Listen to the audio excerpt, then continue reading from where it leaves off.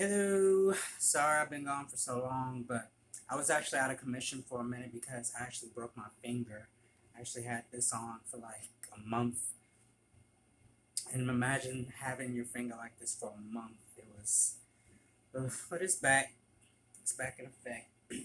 23rd and 8th. Here we go. This is the second worst store I've ever worked in my life.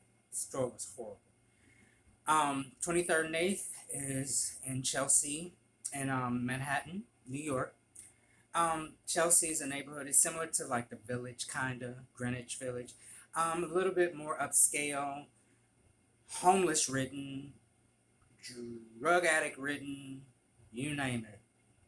It's all in that neighborhood. Peter was the manager of the store. Peter was the ASM from Sheridan Square, as I told you guys before. And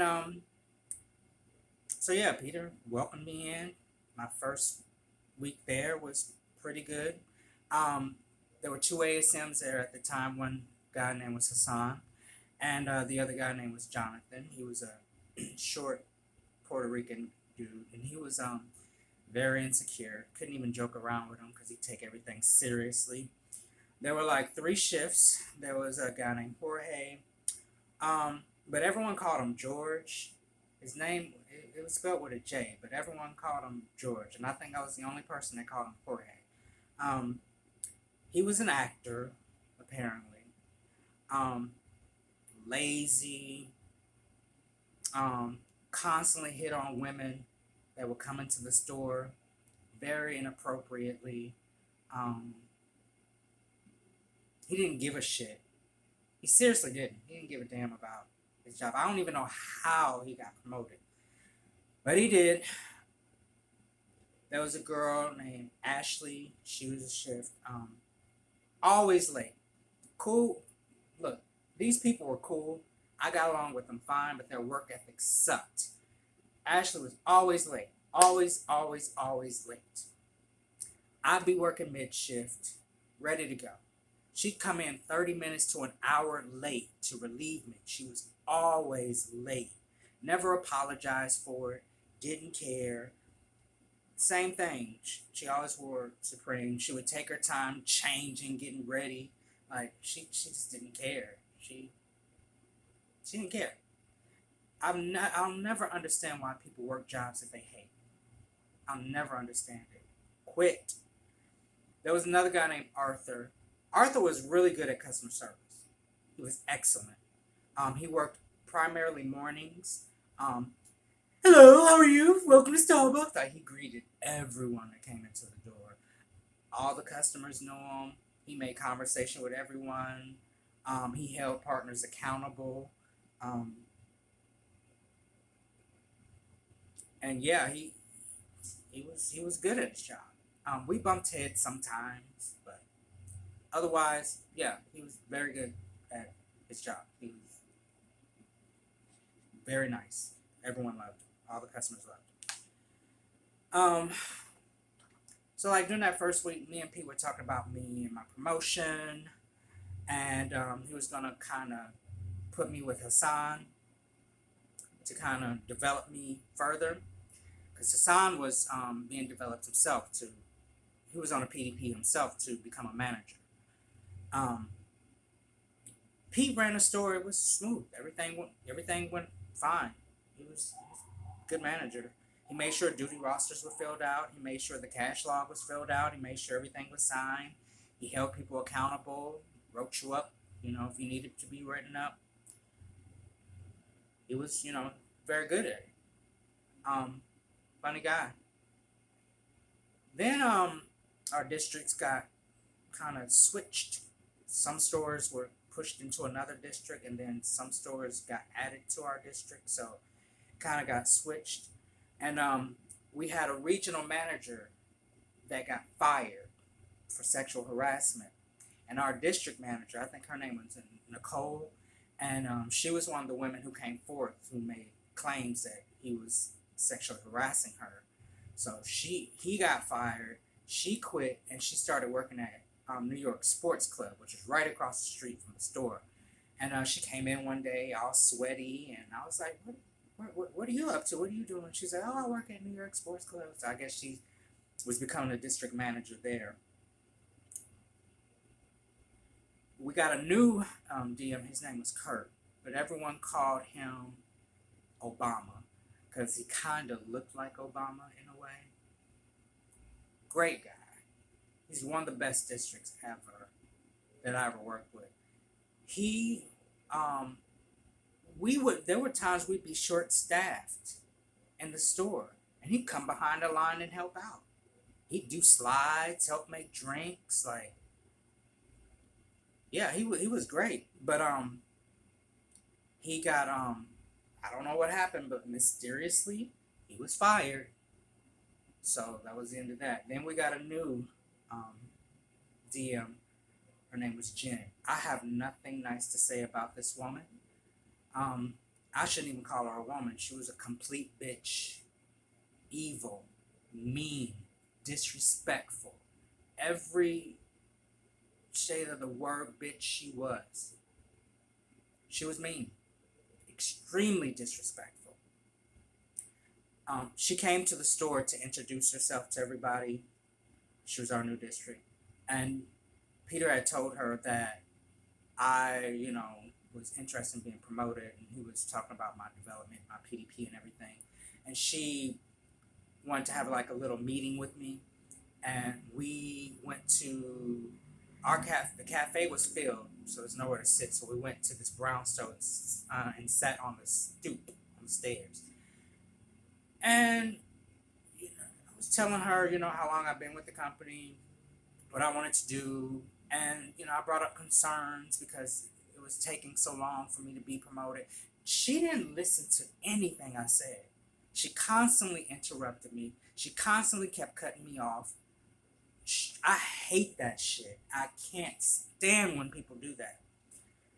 She didn't listen to anything. So soon after, Pete wanted to transfer because he couldn't deal with her either. So Pete transferred to this store, I believe in Columbus Circle in Manhattan, and one of the shifts, a girl who got promoted to a shift, Jessica, she went with him because they couldn't take it. And Pete did the same thing he did at Sheridan Square. He started becoming detached from people, becoming cold, wasn't talking as much, becoming detached. He does it. He has a problem with that.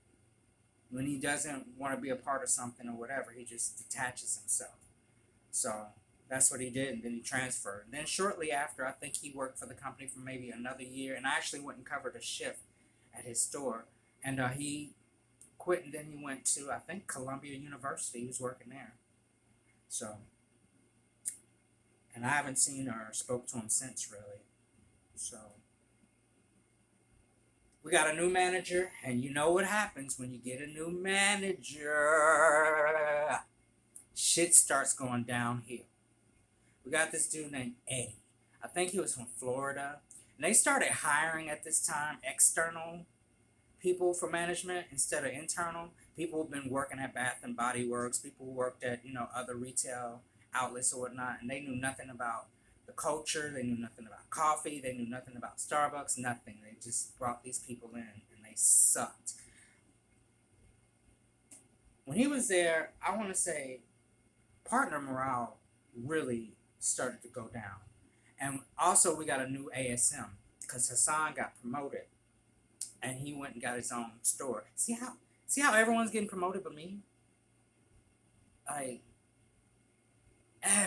did not get it. But yeah, he went and got his own store. So we got a new ASM. Her name was Liz. And Liz was really, really cool. I liked Liz. And we used to always have conversations about America's Next Top Model. We would talk about that because we would watch it like every week. And so now that we got a new manager, new ASM, there's no focus on my promotion. I'm back to square one again. New district, regional, new manager, new ASM, the same bullshit that I went through at 15th and 9th. I'm going through it again in this store. 2008 was a really bad year. because that was the year that the United States, we had that financial crisis and Wall Street crashed, and I was getting 14 to 15 hours a week. I don't know how I survived 14, 15 hours a week. I was trying to cover, everyone was trying to cover shifts at other stores. No one was giving up shifts.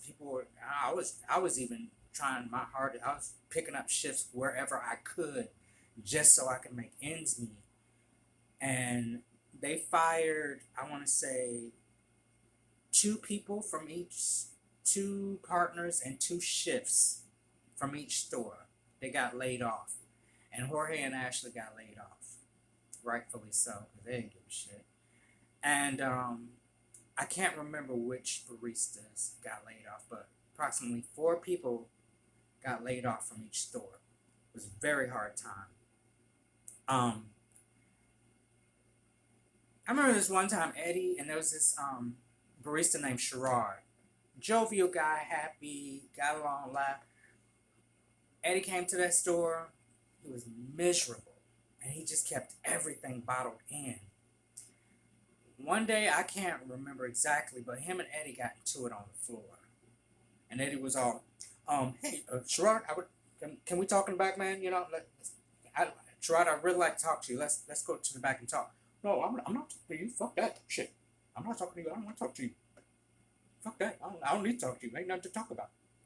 Sherrod, I really appreciate it if you come to the back and we, can have a conversation. I don't want to go to the back. I don't want to talk to you. Shit. I don't need to talk to you. I was like, phew.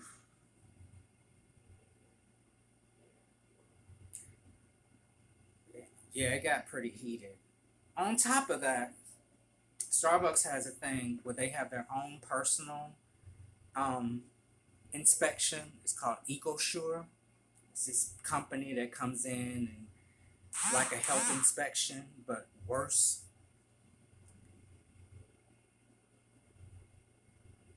We failed 2 EcoSure inspections, and we were 1 point away from failing a New York City health inspection. We almost got shut down. We got a D, and it was on my shift. I just gotten into work. I just started. I just got on the floor. The inspector came in, and at this time, the partners were pre-closing, so a lot of stuff was all jumbled and all over the place. There is a problem in New York City. 1 out of 4 people has a fucking dog. Tons of people live in this city. Tons of dogs are here.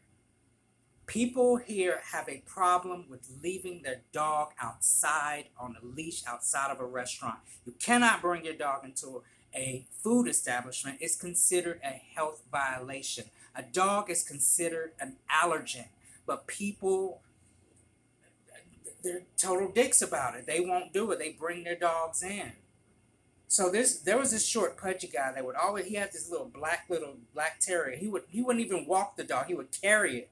And he came in, and I would always get on him like, dude, you can't bring your dog in. It's health code violation. I'm just here to get a coffee. I'm not going to be here that long. It's not a big deal, blah, blah, blah.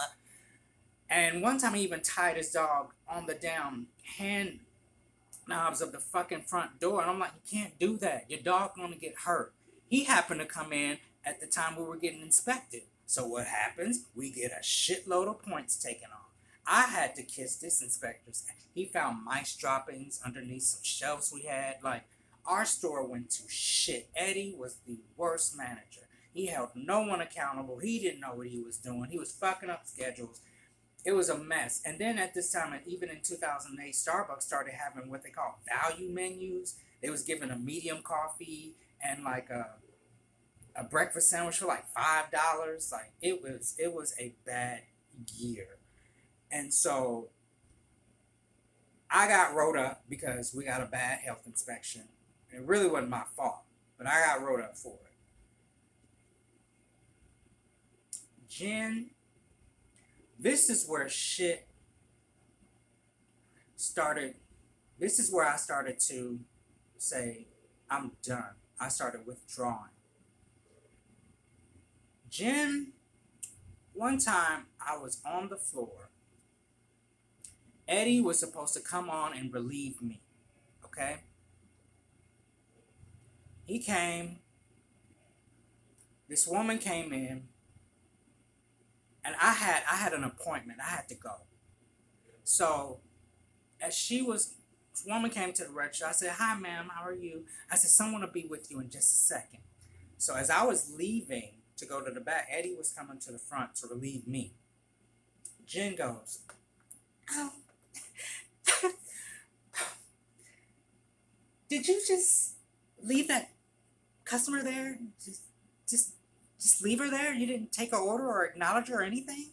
I said, "No, I told her that someone will be with her, as soon as possible." I said, "But I have to go, Jen. I have an appointment." She was like, "You just don't get it, do you?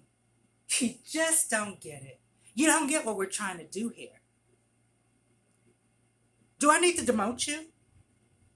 Do I need to fire you? Do you need another job? If I have to fire everyone in this store and start from scratch, then I'll do that." Like, she went in.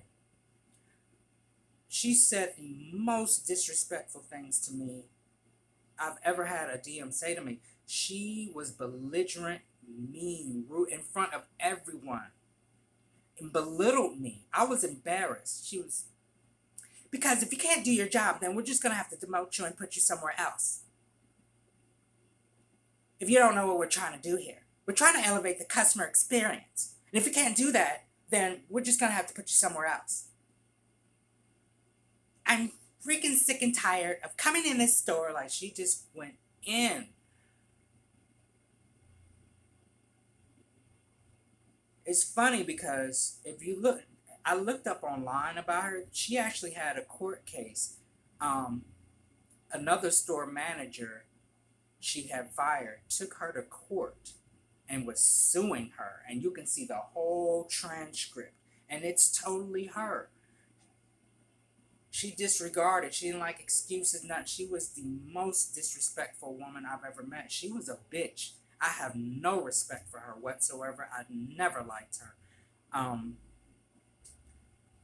Have you ever been so mad that you almost get on the verge of tears? I was shaking. I was so angry. When she was done with me, I was like, I'm sorry. I really am. I apologize. I'm on board. From now on, I'm going to definitely focus on this and this and this. Totally kissing her ass, and I shook her hand, which I regret doing. I shouldn't have done that. But I shook her hand, and she was, "Great. All right, see you later. Get to your appointment."